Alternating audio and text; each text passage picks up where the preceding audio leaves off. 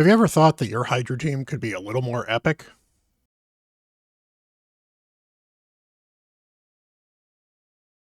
Hello everyone, it's Bront CatHerder here. We're having some fun talking Raid Shadow Legends. I hope this video finds you well and I hope you're all doing wonderful today.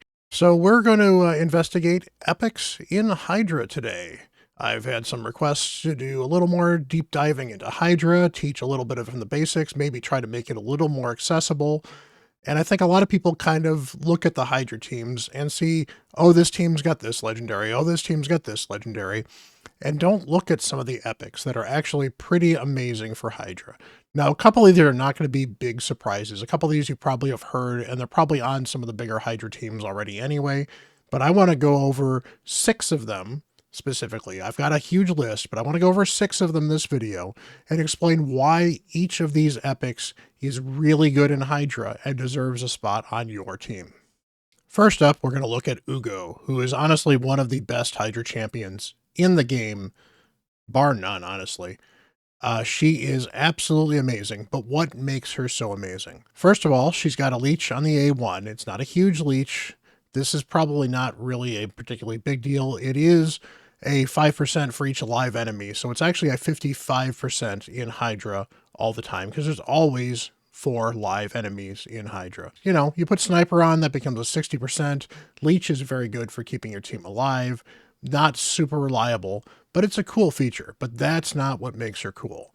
What makes her cool is this skill, which is a 100% when booked, 3-turn cooldown when booked, decreased defense, and block buffs. 2 of the core damage skills that you need for Hydra. Decreased defense makes Hydra a lot easier to do damage. It's a pretty huge reduction in defense, and it's a pretty big increase in damage. Meanwhile, block buffs counters multiple heads that function off of buffs. You've got ally protection that can't get put out with block buffs. You've got the poison cloud, which can't get put out because of block buffs. You've got mischief stealing buffs that can't get put out. You've got the self-buffing wrath head that can no longer self-buff because they can't get buffs. And those are the 4 easy ones. And obviously the other ones get things spread to them because of mischief. Block buffs also stops that as well. So block buffs is a huge, huge part. She brings it with decreased defense as well, the same skill, and with a 3-turn cooldown, 2-turn duration, she can be fast enough to generally keep it up 95 to 100% of the time. If you can get her in Relentless, it's even better, or get her in Reflex Set. Reflex Sets helps as well. But that's not all, and that's what makes her a great champion. She also has a 20% of her max HP heal that also does a cleanse of heal reduction, and then 1 additional random buff. So just dropping off a couple of poisons can be helpful. Dropping off provokes can be helpful. There's all kinds of debuffs that Hydra can throw out on your team. And if you don't have block debuffs, and even if you do, and it's not up 100% of the time, the ability to cleanse is huge. This heal is chunky. This heal can help a ton. You can stick her in blessings such as the one that brings back max HP damage. You could also put her in cruelty as well because she does have the AoE, so she can drop defense permanently on the bosses as well. All kinds of different options for you. But this is a great, great skill, even on a 4-turn cooldown, bringing 3 different things that she brings to the team with the decreased defense, the block buffs, and a heal with a cleanse that makes her absolutely invaluable in a lot of teams. And in some cases, she can be the only healer you have on your team because she does that good of a job healing, especially if she's in something like Relentless where she's constantly taking turns. And then finally, this is really not something you can count on, but it's kind of cool to have. And I have had this save a Hydra run once or twice.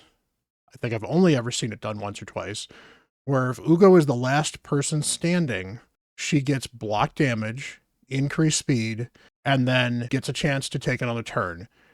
And this particular heal will revive all dead allies if she's the only person alive. So you can recover a run that almost dies if Ugo is the last person standing. Very, very hard to do, not something you're going to set up. And honestly, it also relies on this not being on cooldown when that turn happens. And if it's on cooldown, you might be screwed anyway. But very, very good champion. Just without the passive even. Without the passive, she would still be amazing. With the passive, it's just kind of an extra cool little thing that could happen. Next up should not be a surprise to a lot of you folks, but it's Inquisitor Shamail. Inquisitor Shamail got a lot of press as a way to counter the Fearhead. He's one of the best champions for that. He's absolutely amazing. But let's break down exactly why he is so good and why it's worth building a couple of him for Hydra. It's really mostly based around this passive. Each critical hit fills this champion turn meter by 7.5%. Whenever an ally receives Fear or True Fear debuff from the enemy, this skill then instantly removes it and fills the turn meter by 15%. He then also, with his A1, will counterattack. Now, the counterattacks don't do full damage because counterattacks don't do full damage. His A1 does okay damage. You can certainly build him for damage, and there's reasons to do that later. His A1 also does a 50% chance of decreasing a random buff by 1 turn. So he can be used to strip buffs off the heads. It's not super reliable, but you can books up to 75%. Sniper can get it up to 80%. It also says that the critical attack, these counterattacks cannot be critical. While they won't actually do critical damage, they can still absolutely critical hit. So they can still process this passive that increases the turn meter. The other thing that's cool about Shamail that is not really documented well is that this also fills the turn meter of the first champion in the lead slot and not always Shamail's turn meter. So you can use this to put whoever is in the lead when you have a Shamail on your team and accelerate their speed. So that's really good if you have somebody like a Nekmo Thar in the lead where you want to constantly be pushing your turn meter up, or some teams will actually run a damage dealer in the lead. So that damage dealer keeps on taking turn after turn after turn after turn. There's a couple of different cool ways to use this. It means the team construction is super important, but Shamail is a great champion because he basically makes you immune to fear and true fear, and he gets counterattacks with all kinds of debuffs. And that's the other thing to notice too. It's not just fear and true fear he gets a counter effect from. He gets from all debuffs. So if the poison head throws out a bunch of poisons on you, that could be up to 18 counterattacks. That's 18 chances to drop a buff. That is 18 chances to critical hit and punch somebody's turn meter up a bit. Finally, his A3 is a 3-hitter that ignores 25% of the defense of the target and can ignore more and place True Fear, not that that's going to be help. This can ignore up to 100% of the defense of the target. That means that this hits really hard. He's already going to have crit rate because he's going to be critting because you need crit rates to power some of his other skills. So you build him for some crit damage, and this can do 500,000 damage on a severed head easily on any of the head. This is also good for freeing champions. This is also good against Suffering, who has an incredibly high defense. He'll hit through a lot of that defense, so he can be very good for that as well. It makes him a viable damage dealer, not necessarily your top damage dealer, but a viable damage dealer. He can also process Giant Slayer on these counterattacks. So that's 18 chances for Giant Slayer, as I was talking about previously as well.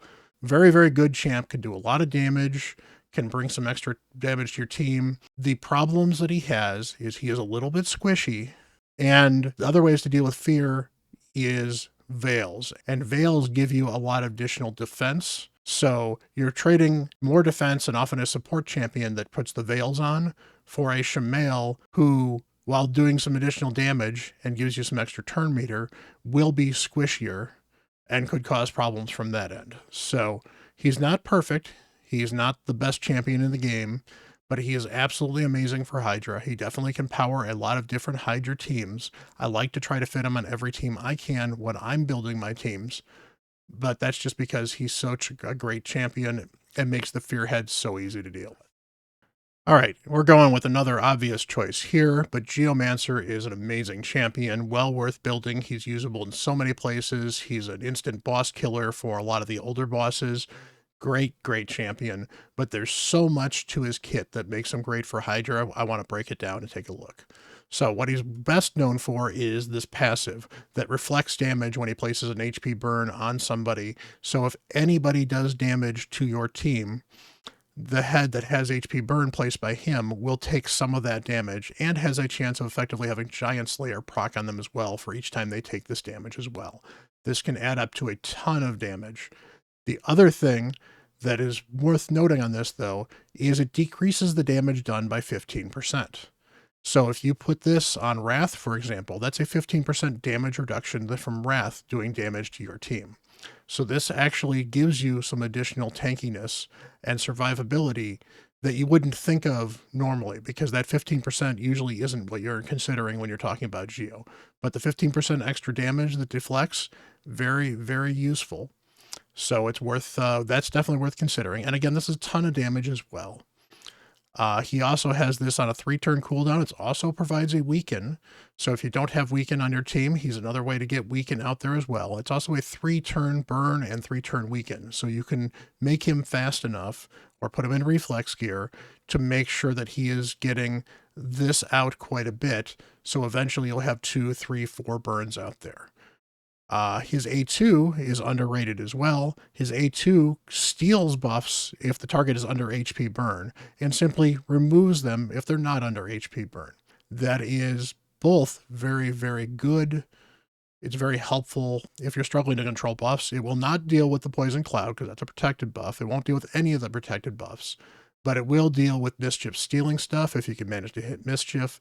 It will also deal with other buffs that might get placed if you can't control them with the block buffs. One other thing before I move on to his A1 that's important, his A3 is a place, not an attack. So this is one of the few ways that you can break through the Poison Cloud. You can put this on a head that has Poison Cloud, and then you'll be able to hit that head normally instead of having to bounce off the Poison Cloud. Finally, an AoE attack. This can be a good thing, this can be a bad thing, but this means that you can put sets on him if you wanted to. So you could certainly run a Geomancer in a Provoke set or a Cursed set if you really want to get more Hex out or other stuff like that. It's not the best thing on him necessarily, but it is certainly something you could do, and it really depends on your team, whether or not you want to do that or something like Relentless or Reflex, or even just a lot of speed and accuracy. And if you can do both, then maybe you do both.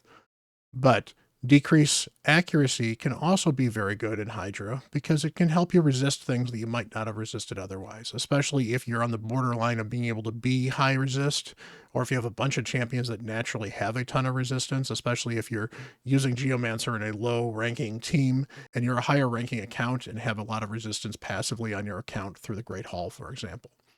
So Geomancer brings an awful lot to the table. What Geomancer struggles with is Geomancer struggles with a full auto team because he does not aim his burns very well. He will put the burns on just about any head he can, including a severed head, which is not ideal. He'll put it on a head that's about to take a bunch of turns, and a turn that's about to die, so you generally want to be aiming your Geomancer when you're using a Geomancer in a team.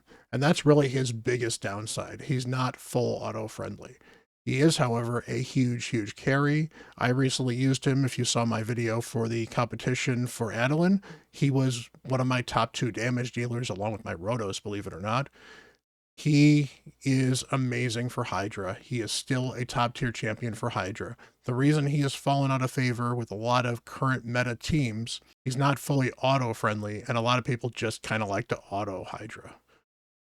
Now, Husk is another champion you'll probably hear quite a bit about with Hydra, so let's go over why he is so cool with Hydra. First of all, he's got an A1 provoke. When booked, this is a 40% chance for provoke on each hit. So it's a 40% chance twice to land the provoke. It's not reliable enough to be the sole provoker. It is reliable enough, however, to be a secondary provoker if you can't keep provoke up with your primary provoker. So this is very, very helpful. This, however, does prevent him from being super auto-friendly, but you can still just put him on auto and go. And if you hope that the head is the right affinity, then it's not going to be a problem. However, what he's also known for is his AoE max HP hit. His max HP hit is not one of the best max HP hits, but it's very good because max HP does a lot of damage on Hydra, particularly when you're higher up over hard. Brutal or Nightmare are usually what I recommend. Start using enemy max HP as your core part of your team, but it does perfectly well on hard. You could even use this on normal if that's what you need to do. And that max HP hit can do an awful lot of damage. It's a good ability. Finally, he does have this attack. You can just turn this off. It's honestly not worth using. It doesn't do that much more damage than his A1. His A1 gives you the provoke as well. So he's pretty easy to build. He is an HP-based champion, although his A1 is attack-based. You build him with a ton of HP, so you make him tanky, and that's another reason that he's super useful in Hydra. He is a tanky damage dealer that has a max HP hit. You can put him in reflex gear and you turn off his A3, and his A2 will get back to you every once in a while, or you put him in relentless and he does a lot of damage that way, or maybe even put him in something that does ignore defense and he'll do a ton of damage that way as well. He's a very flexible champion, and because he is super tanky, he's got a lot of max HP, he is really easy to build for Hydra and really easy to keep alive, and that's often one of the things that people struggle with when they're early on in Hydra, is keeping your champions alive. Speaking of keeping your champions alive, we have Rector Droth. Rector Droth is amazing, and she is one of the better supports for dealing with the Fearhead, as well as keeping your team alive. Her signature ability is the A2, 4-turn cooldown, really big heal based off of her max HP, puts a perfect veil on all the champions for 2 turns, assuming they're at full HP, puts a continuous heal if they're not on full HP, but on top of that, her passive means she's healing an additional 10% of their max HP if they're under a veil or perfect veil when they take their turn. So she's constantly pumping out healing after healing after healing after healing. She adds additional resistance if they're under veil or perfect veil. You can partner her with other veil champions because she doesn't have to own the veil when she puts it out there. And the veils are great for mitigating damage. Obviously, they're providing additional heals, and they can definitely help you not get feared. The disadvantage that she has is you do have to keep your team relatively topped up, or else she won't actually place the perfect veils. So if a bunch of you guys are damaged and they're very low on HP, she'll do a good heal. She'll put continuous heal on them, but she doesn't actually put the veils on them, so that doesn't necessarily help against the Fearhead. So that's one of the concerns you have with her. But she also does have a revive, 4-turn cooldown. It's a 60% HP, 60% turn meter, and a perfect veil for 3 turns, which means they're going to get that passive heal again, and they'll have the perfect veil to be able to attack the Fearhead right away. Great champion. She even has a decreased attack on the A1 if you want to be able to place it. It's only a 50% chance fully booked. I think you're better off not worrying about accuracy on her and building her with a lot of speed and a lot of HP so she survives, maybe some defense as well. She's a great champion. She helped my account a ton. She was one of the first epics I got on my account and carried me far through the game, and I still drag her out occasionally and use her in an endgame account. Rector Droth is a great epic, one of the better champions that you can use for keeping your team alive and for protecting you against the Fearhead. And last but not least, in the same faction, we've got Doom Priest. Now, Doom Priest is probably one of the weirder champions to rate this high in Hydra, but Doom Priest passive is absolutely amazing. Doom Priest heals all allies by 75% of their HP and removes 1 random debuff from them at the start of this champion's turn. That happens regardless if she's stunned, feared, controlled. As long as Doom Priest is alive, this happens. So that means that everybody gets a 7.5% heal, very Scylla the Drake's like, and gets a random debuff removed. What she is good for is she's very good at cleansing the Fearhead if she's one of the faster champions on your team, because she'll cleanse the fear as it goes. She can cleanse things like provokes that can happen as they go. She can help pick off some of the poisons. She can get overwhelmed if you get hit with a bunch of poisons and the fears at the same time. She doesn't always pull off the fears, so it might pull off some poisons instead. It'll still keep your team alive. Beyond that, she does bring an increased attack, so if you want to increase attack for 2 turns, very useful. If you don't, you shut it off, and she does some damage, not a lot, and you can certainly put War Master on her to add a little bit more. Nothing super exciting here. You're just here mostly for the healing. You could certainly put on the Miracle Heal to restore max HP if you wanted to. The increased crit rate's okay, but you don't need to build her for crit rate. I recommend building her in Relentless to keep on taking turns, much like a Scylla the Drake in Relentless is great. She can take 2, 3, 4 turns in a row sometimes and cleanse your entire team off, give them a huge chunky heal. And other than that, she just needs to survive. She heals herself, so she doesn't need regeneration or Immortal Gear, but Immortal Gear along with Relentless would probably be good for her to keep her alive that much easier. And then you never have to worry about specifically healing her. You're healing other people and you're using her as well. Plus, she does have a usable aura, force allies speed in all battles by 15%. If you don't have any other auras that are usable, this is better than nothing. It would help Rector Drath, as we talked earlier. It'd help Husk, as we were talking earlier, and it helps Doom Priest at the very least. So, not a great aura, but it's something you can use. So that was my list of 6 epics in Hydra. So I've got about 30 of them. I've kind of got up. I've got about 30 of them I've keyed up, written up on. These were 6 of the best, so I wanted to go over these first. You've probably heard about some of these in Hydra. Hopefully a few of them you haven't. But I kind of wanted to go over and explain why each one of these is so great in Hydra. And I also wanted to show you that there are some great epics that you can use in Hydra. So hopefully this helps you build a Hydra team, makes Hydra a little more accessible for you. It's not all about the legendaries. There's plenty of epics that are great. And hopefully you can build a good Hydra team using some of these champions. I will be doing more of these videos on other epics as well, so I'll highlight a few more. If there's some epics that I did not get a chance to talk about that you think deserve to be in one of these lists, please leave a comment down below. Till then, I am Bront CatHerder. I'll talk to you later.